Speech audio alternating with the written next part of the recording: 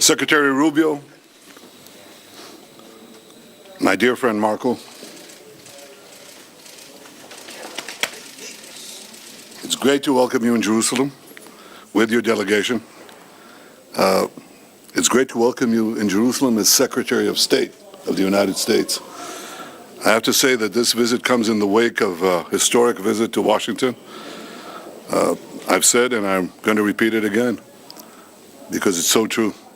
President Trump is the greatest friend that Israel has ever had in the White House. And the visit in Washington reflected that in every way, and your visit here reflects it in every way. Throughout your political career, you've been a great supporter of Israel and a great champion of the U.S.-Israel alliance. I have no doubt that your unwavering support will continue during your tenure as Secretary of State. And I also have no doubt that you'll be a voice of clarity and courage on the world stage for the values that we in Israel, you in America hold dear, the values of freedom for all those who cherish liberty. You're already doing that, and I want to tell you that it's heard loud and clear here and everywhere else. Today, Secretary Rubio and I had a very productive discussion with our staffs on a number of issues. None of them are more important than Iran. Israel and America stand shoulder to shoulder in countering the threat of Iran. We agreed that the Ayatollahs must not have nuclear weapons. And we also agreed that Iran's aggression in the region has to be rolled back. Over the last 16 months, Israel has dealt a mighty blow to Iran's terror axis.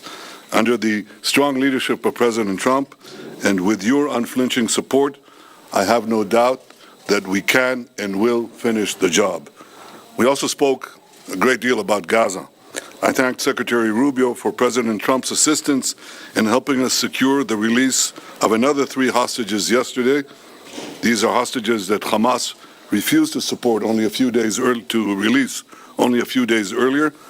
And I also thanked him for America's unequivocal backing for Israel's policy in Gaza in moving forward. I want to assure everyone who's now listening to us, President Trump and I are working in full cooperation and coordination between us.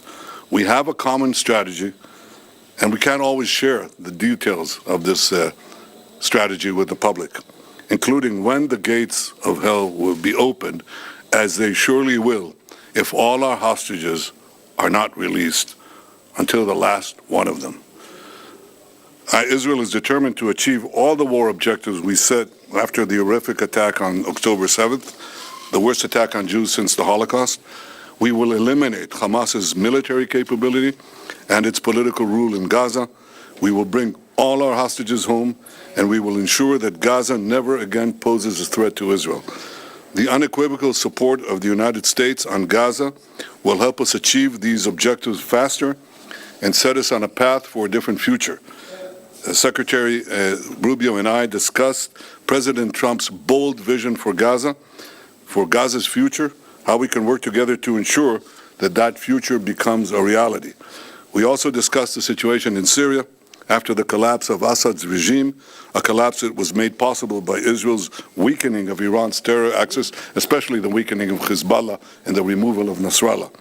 For over a decade before October 7th, Israel acted to prevent Iran from developing new terror fronts against us in Syria, right opposite the Golan Heights and deeper in Syria.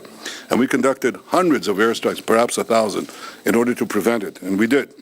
Now, if any other force in Syria today believes that Israel will permit other hostile forces to use Syria as a base of operations against us, they are gravely mistaken.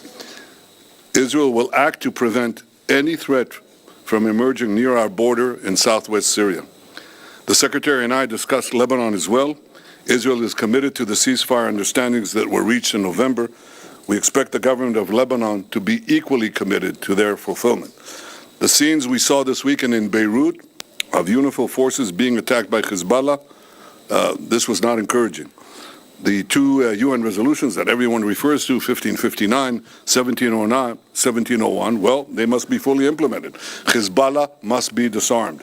And Israel would prefer that the Lebanese army do that job, but no one should doubt that Israel will do what it has to do to enforce the understandings of the ceasefire and defend our security. The Secretary and I also discussed how the many international institutions have been hijacked and turned into anti-American and anti-Israeli forums.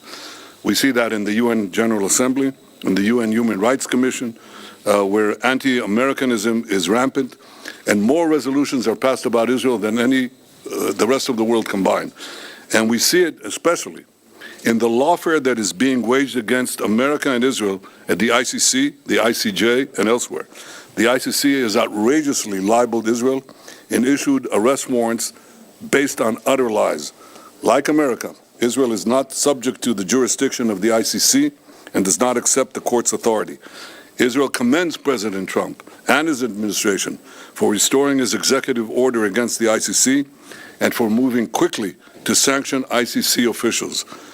The Secretary and I discussed working together to formulate a common strategy to deal with the threat of lawfare and neutralize this threat once and for all. So these are some of the issues we discussed today.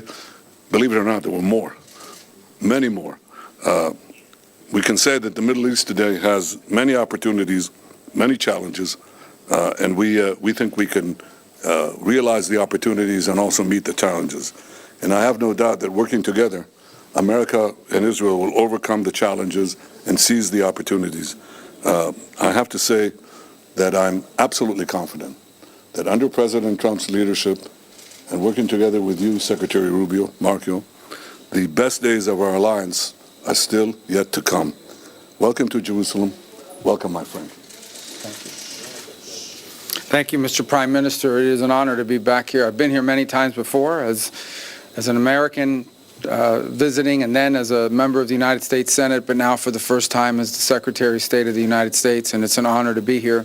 And it's an honor to serve in this role on behalf of President Donald Trump, who, as you've accurately stated, Mr. Prime Minister, is a tremendous friend of Israel. There's been no stronger ally for Israel in the White House than President Trump. He's also a man that speaks clearly and unambiguously and makes clear his views on issues. The first he's made clear is, and as you've pointed out, and the hostages need to come home, they need to be released, and you work in very close coordination with him. He's working in very close coordination, but with the Prime Minister and his government in ensuring that that happens. That must happen. It's not optional.